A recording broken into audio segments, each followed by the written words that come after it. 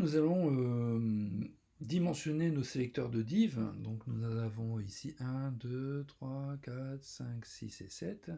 Ces 7 divs sont contenus dans le conteneur qui est lui-même une div. Donc dans un premier temps, nous allons réduire la largeur du conteneur. On va le régler à 800 pixels. C'est une dimension normale pour un écran. 800 pixels de large, de manière à ce que l'ensemble des conteneurs contenus dans le conteneur principal fasse 800 de large.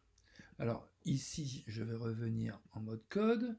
Nous prenons le conteneur qui est ici. Voilà, on vérifie d'être bien sur le conteneur.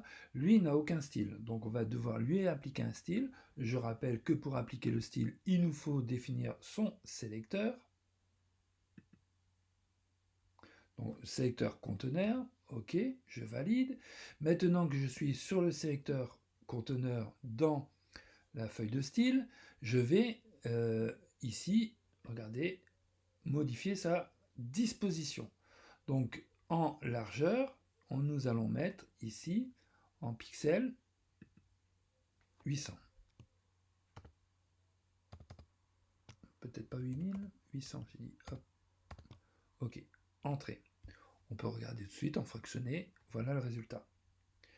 Donc ce qui n'est pas correct, c'est que l'ensemble soit sur la partie gauche, donc nous allons le centrer. Mais attention, ici, il n'y a pas de notion pour centrer la chose. Donc, il nous faut toujours être dans les propriétés disposition, et on va descendre un petit peu, voilà, et on doit intervenir au niveau de la marge.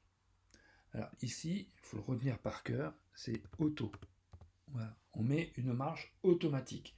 Le fait de mettre une marge automatique, je valide, voilà, ça centre le conteneur dans la page. Donc je peux enregistrer et on vérifie bien sûr sur l'aperçu. Voilà, j'ai bien l'ensemble au centre. Donc maintenant, je vais pouvoir dans un second temps modifier div après div les hauteurs et les positionnements.